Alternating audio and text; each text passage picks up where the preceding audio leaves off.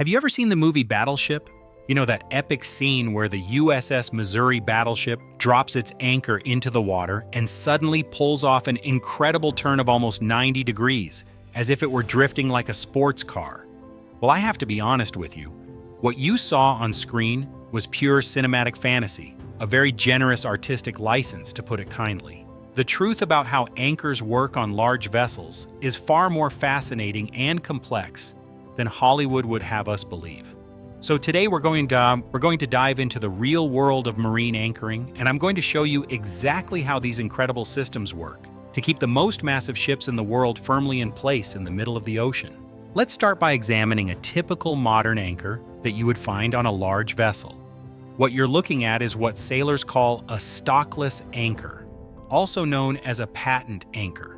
This revolutionary design is made up mainly of two fundamental components: the shank, which is the long, sturdy bar that forms the backbone of the anchor, and the flukes or claws, those curved parts that actually do the heavy lifting. Now you might be wondering, why is it called a stockless anchor? Excellent question. To understand that, we need to look back at naval history. Traditional anchors, the ones you've probably seen in pirate movies or nautical tattoos, had an additional, crucial piece called a stock. The stock was a crossbar located at the top of the anchor, perpendicular to the main shank. Its function was absolutely vital. It kept the flukes oriented straight downward, always pointing toward the seabed, no matter how the anchor fell into the water. Modern stockless anchors have evolved beyond this old design. Instead of relying on an external stock, they incorporate a much more elegant and ingenious solution: a small extension or fin strategically placed at the end of each fluke. This clever feature ensures that when the anchor touches the seabed, it automatically positions itself correctly. At first, the anchor lies completely flat on the ocean floor. But here's the brilliant part. The moment tension is applied to the chain and horizontal force comes into play, the flukes begin to penetrate and dig deeply into the seabed sediment, creating an extraordinarily firm hold. Now here's a secret many people don't know. The type of seabed you anchor on can literally be the difference between a secure anchorage and a potential disaster. Not all seabeds are the same. Far from it. Let's start with the worst possible scenario: solid rock. Imagine trying to anchor on a bed of granite or solid stone. What do you think will happen? Exactly what you're imagining. When force is applied to an anchor resting on hard rock, it will simply skid and slide as if it were on ice. There is no way for the flukes to penetrate a rocky surface. For anchoring purposes, it's practically useless. Then we have another enemy of good anchoring: seaweed and dense marine vegetation. When the seabed is completely covered by a thick layer of algae, kelp, or other underwater vegetation, it basically acts like a slippery carpet. The anchor just slides over this plant layer without being able to reach and dig into the solid sediment underneath. It's like trying to drive a nail through a thick carpet laid over a wooden floor. It just doesn't work. Can we improve things a bit? Yes. If the bottom is made up of loose stones, gravel, or sand, now we're talking about more favorable conditions. The anchor has a much better chance of burying its flukes among these granular materials and establishing a decent holding point. Compact sand in particular can provide fairly reliable holding.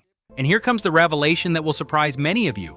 On truly massive ships, such as container ships, supertankers, or giant cruise liners, what actually keeps the vessel in position is not primarily the anchor. It's the tremendous weight of the chain itself. The anchor's main role in these systems is not to do all the holding work on its own.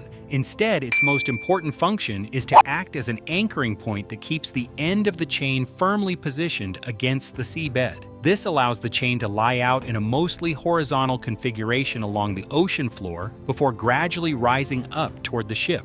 Imagine you've just dropped anchor and the ship is completely still, with no wind or current pushing against it. In this calm state, the anchor chain simply hangs almost vertically down from the ship, touches the seabed, and then runs horizontally along the bottom until it reaches the anchor. Experienced sailors have a specific term for this condition. They call it up and down. This configuration clearly tells us that the ship is at absolute rest. The elegant curve formed by a hanging chain has a specific name in physics and engineering. It's called a catenary. This term describes the natural shape taken by any flexible chain, cable, or rope. When it is suspended between 2 points and subjected only to its own weight, the catenary is far more than a geometric curiosity. It is an absolutely brilliant energy absorption system. When you apply a horizontal force trying to pull the two ends of the chain apart, the catenary responds by becoming progressively straighter and more taut. Imagine a sudden tug on the vessel, perhaps caused by a large wave or a sudden gust of wind. If the chain were completely taut and rigid, that sudden load would be transmitted directly to the anchor with brutal force, likely ripping it out of the sediment. But thanks to the catenary, that sudden pull simply causes the curve to straighten a bit more, smoothly and gradually absorbing the energy of the impact. This brings us to a fundamental principle of anchoring. The amount of chain you pay out is absolutely critical to the holding power of the entire system. If you let out a relatively short length of chain, say only 2 or 3 times the water depth, the anchor will settle on the seabed. That's true. But there will be very little margin for the catenary to do its job. With insufficient chain, almost any significant force acting on the vessel will be transmitted directly to the anchor, dramatically increasing the risk of it breaking free.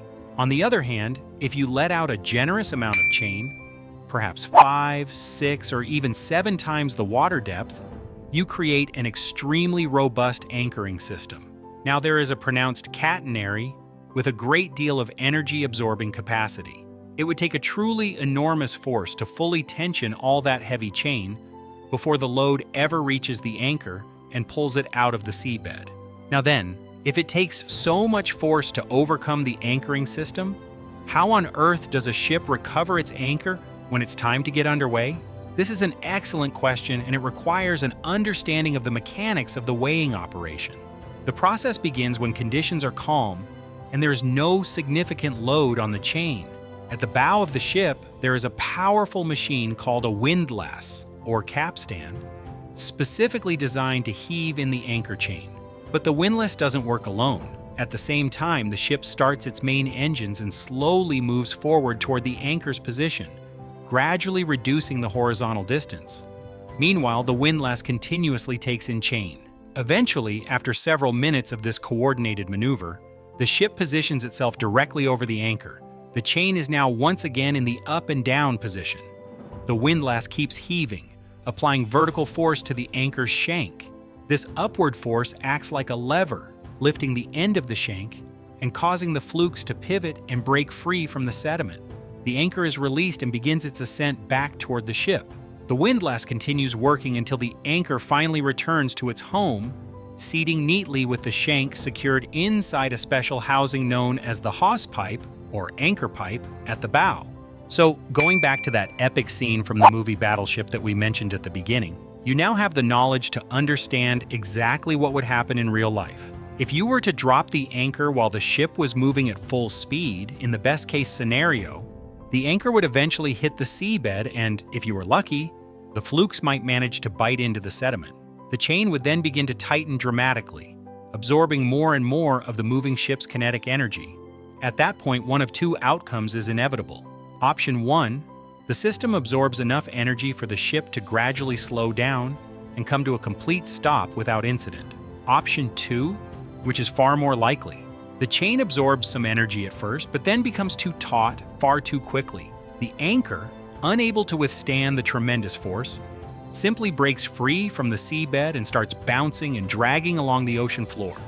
The ship would literally be dragging anchor, the nautical term for when a vessel pulls its anchor along uncontrollably. That 90-degree turn we saw in the movie?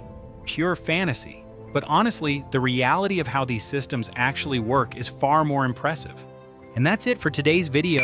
If you found it interesting and learned something new, don't forget to leave a like. It really helps this content reach more people. Subscribe to the channel so you don't miss upcoming videos where we'll keep exploring how the real world works behind things that movies often exaggerate. And of course, leave any questions you have in the comments or share an idea for a topic you'd like to see in future videos.